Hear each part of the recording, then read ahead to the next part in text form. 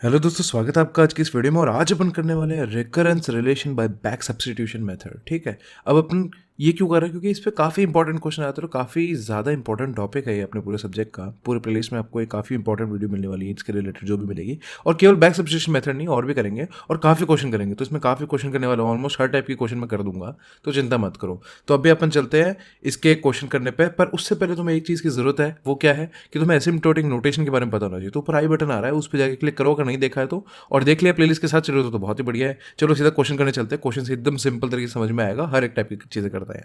Let's go. तो भैया ये रहा अपना पहला क्वेश्चन में क्या दिया हुआ है? टी ऑफ एन होता है अपना 1 जब क्या एन इक्वल्स टू 0। जब एन की वैल्यू 0 है तो अपना टी ऑफ एन देता है 1। पर जब एन इज ग्रेटर देन 0 तो क्या होता है? T of N minus 1 plus 1, ये आती है अपनी वैल्यू। चलो ठीक है, तो अब इसका सॉल्यूशन लिखते हैं। ये लिखा सॉल्यूशन। तो पहले क्या करेंगे, सिंपल सी पहले अपन ये वैल्यू लिख लेते हैं। उससे पहले तुम एक चीज़ बताऊँ, अपने को इस क्वेश्चन में क्या करना होता है बेसिकली, ये जितने भी क्वेश्चन है उसमें क्या करना है, ये जो कांस्टेंट वैल्यू आ रही है ना, ये फाइनली नीचे वाली जो ये टर्म है, इसमें कैसे भी चेंजेस कर आके, वेरिएबल चेंज या अलग अलग चीज़ें करके, सब जो चीज़ें अपन करेंगे भी आगे वाले क्वेश्चन में देखोगे, वो करके अपने को डालनी होती है ताकि एक अपनी वैल्यू है फाइनली, ताकि ये टी की टर्म्स में ही रहे। ठीक है, आई बात बेसिक समझ में?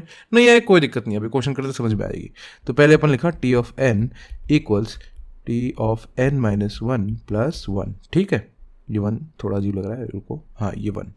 तो अब ये हुआ। अब इसके अंदर क्या करेंगे, एन की जगह डाल दो एन माइनस 1, ताकि ऊपर वाले से अपन सब्सिट्यूट कर सके। आ रही समझ में? तो एन माइनस 1 डालेंगे तो क्या होगा, T of N minus one. ठीक है, और ये प्लस 1 हो गया। अब मैं बताता हूँ क्या हुआ यहाँ पे।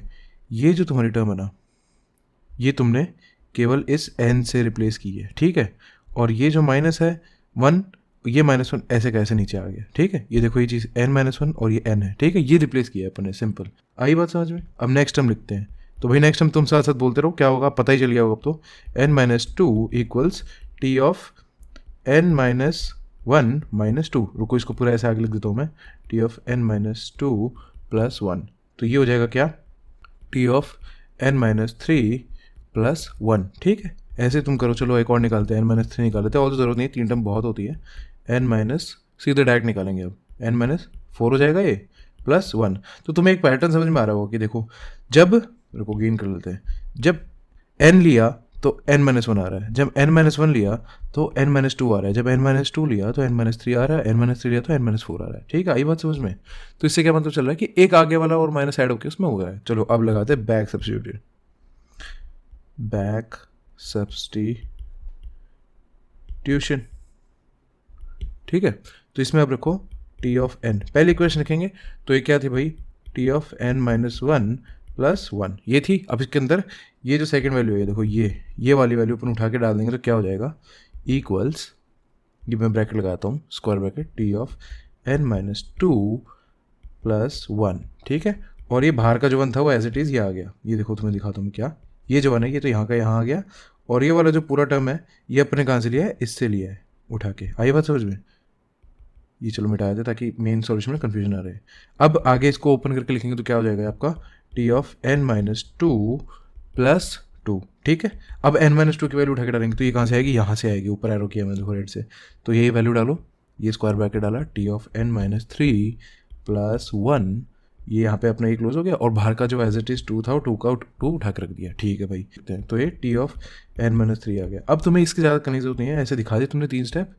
अब आगे ऐसे डॉट डॉट डॉट डॉट करो और डायरेक्ट जनरल टर्म में लिखने जाओ। अपने को क्या चाहिए, अपने को चाहिए भैया, रुको तुम्हें दिखाते हैं, एन की वैल्यू 0। ये देखो एन की वैल्यू 0 चाहिए। अब ये कैसे आएगी, ये कैसे आएगी मैं बता रहा हूँ, देखो टी ऑफ, ऐसे करते करते अपन एन टर्म तक जाएंगे तो T of N minus N कर दिया। तो ये क्या होगा, अब जब तुमने ये, चलो येलो कलर लेते हैं, जब तुमने n माइनस 3 आ रहा था तो बाहर प्लस 3 आ रहा था, जब n माइनस 2 आ रहा था तो बाहर प्लस 2 आ रहा था, जब n माइनस 1 आ रहा था तो अंदर 1 है तो बाहर भी प्लस 1 आ रहा था। आई बात समझ में? तो जब अंदर n है तो बाहर क्या आएगा, n। ठीक है, अब इसी को अपन और क्लियर करके लिखेंगे तो टी एन माइनस एन 0 हो गया प्लस n। अब t0 की वैल्यू क्या है भाई, t0 की वैल्यू ऊपर देखते हैं, गिवन है क्वेश्चन में, जब n है आपका 0, n है आपका 0 तो क्या है भाई, 1 है वैल्यू। ठीक है, 1 है वैल्यू, 1 उठा के डाल दो, 1 प्लस ये n है इसका, ऐसे कैसे उठा के डाल दिया। ठीक है, तो 1 प्लस n है तो टी एन अपना आ गया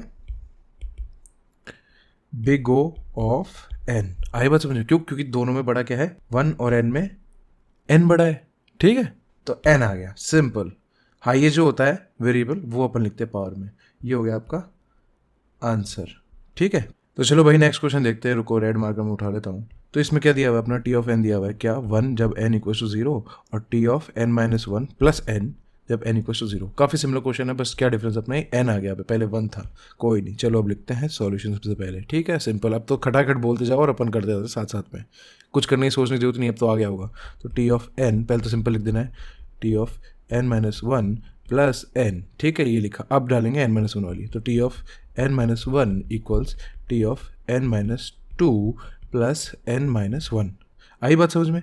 कोई डाउट है? रुको मैं दोबारा बता देता हूँ क्या हुआ इसके अंदर। यहाँ पे जब तुमने यहाँ पे n डाला तो n माइनस 1 हो रहा है, और जो n है वो n का n एज इट इज से आ रहा है, समझ में आई? यानी ये n जो है इसके साथ में जब t की टर्म लिख रहे हैं अपन तो उसमें तो माइनस 1 लग जा रहा है हर बार, और बाहर वाला जो कॉन्स्टेंट टर्म है उसमें बस n आ रहा है, जो मतलब जो अंदर यहाँ पे जो ये लिखा हुआ है n, ये उठा के बाहर कॉन्स्टेंट लिख रहे हैं। तो जब n माइनस 1 करेंगे तो अंदर अगेन माइनस 1 होगा, तो n minus 1 minus 1 n minus 2 जाएगा टोटल, और बाहर वाले में जो यहाँ पे एग्जैक्ट यही उठा के यहाँ डाल देना है। आई बात समझ में?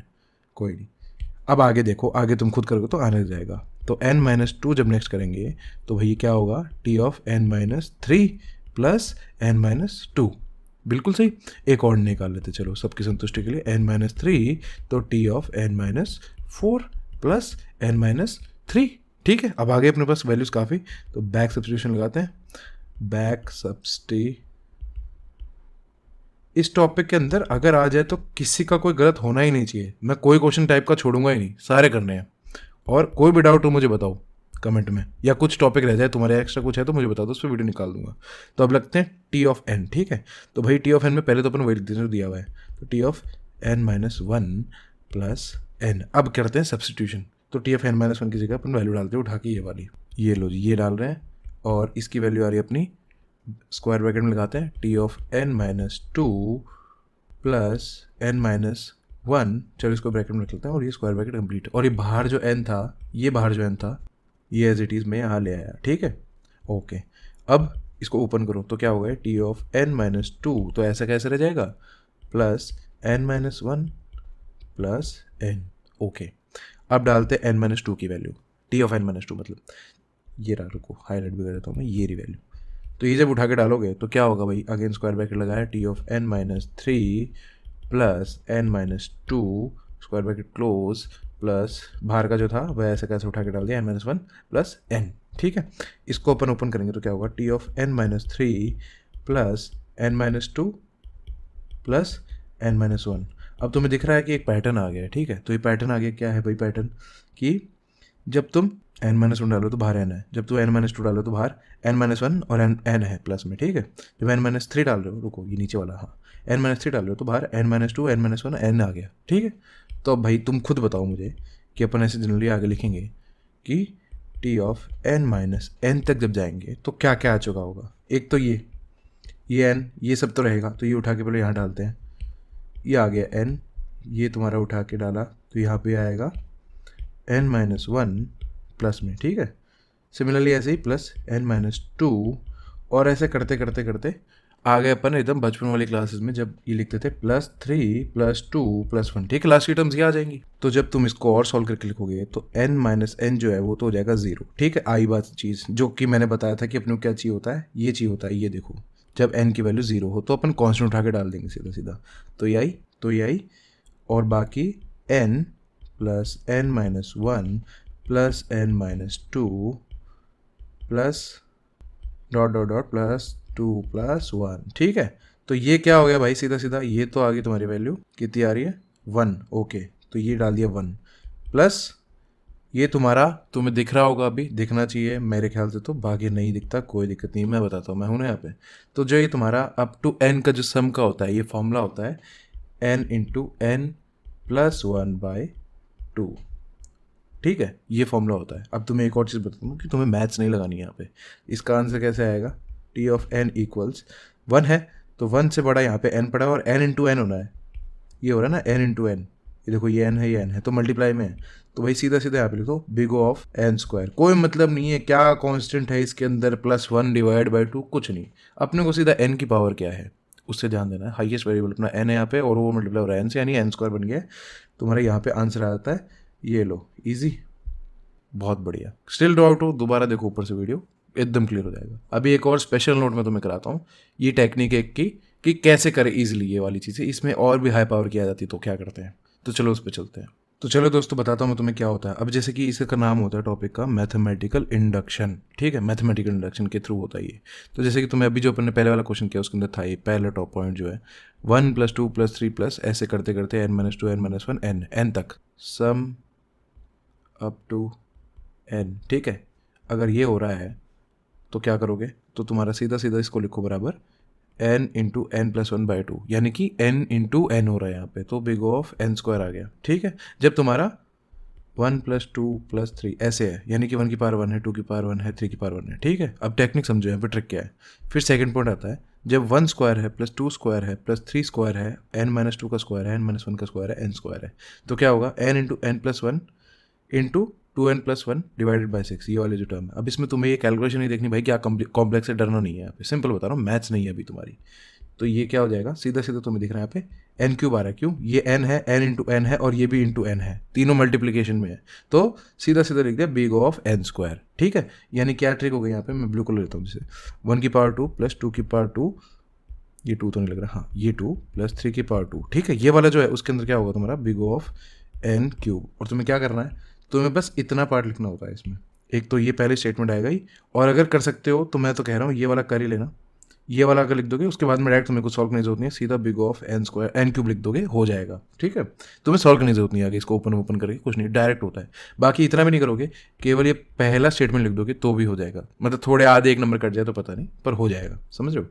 फिर आता है नेक्स्ट 1³ + 2³ + 3³ और ऐसे ऐसे क्यूब वाले जो है, यानी कि 1³ जब 1 की पावर 3 है, ठीक है, 3 है तो क्या सीधा सीधा मैं बता रहा हूँ तुम्हें बिग ऑफ n की पावर 4, ठीक है। और इसका क्या फॉर्मूला होता है ये देख लो भाई, n² × n+1 का स्क्वायर, यानी ये इससे भी अपना क्या आएगा फाइनली n² और यहाँ से भी n² है, तो n² × n² n की पावर 4 हो गया, तो n की पावर 4 आ गया, सिंपल। अब लास्ट बचता है ऐसे ही अपना क्या 1 की पावर 4 2 की पावर 4 ऐसे ही, ये तो जब 1 की पावर 4 + 2 की पावर 4 हो रहा है तो क्या आएगा भाई बिग ऑफ n की पावर 5, ये मैंने लिखा नहीं यहाँ पे, कोई नहीं, ये आएगा, ठीक है। और अगर तुम्हें अगेन ये फॉर्मूला देखना है तो ये फॉर्मूला होता है n × n+1 × 2n+1 × 3n² + 3n - 1। अब इसमें क्या होगा तुम्हारा हाईएस्ट, इस वाले मल्टीप्लिकेशन में ये n है ही 1, यहाँ पे ये 1 है n की पावर, ये तो n की पावर 0 है, यहाँ पे भी n की पावर 1 है, यहाँ पे n की पावर 2 है, ये 1 है, ये वाला नहीं लेना, ये 2 वाला लेना है, तो ये 2, ये 1, ये 1 और ये 1, तो 2 + 1 + 1 + 1 5, तो n की पावर 5 आ गया, ठीक है, सिंपल इस तरह से होता है। तो बस यार अभी के लिए इतना ही। आई होप एकदम समझ में आया हो कैसे कैसे होता है बैक सब्स्टिट्यूशन और रिकरेंस रिलेशन के अंदर अपन कैसे लगाते हैं उसको। काफ़ी इजी टॉपिक है, एकदम अच्छी तरह समझो। कोई भी डाउट हो स्टिल मुझे कमेंट सेक्शन में बता दो, या कोई टॉपिक रह जाता तो मैं अगेन बना दूंगा। आपके लिए हेल्पफुल रहा हो तो लाइक शेयर सब्सक्राइब कर देना, और बेस्ट पार्ट बताओ मुझे कमेंट सेक्शन में, और अपने स्कोर्स भी मेरे को शेयर करना, जो भी आपके पेपर के लिए आप पढ़ाई कर रहे हो इस टॉपिक की, और मुझे बताना क्या रहता है। So thank you so much for watching and keep supporting guys.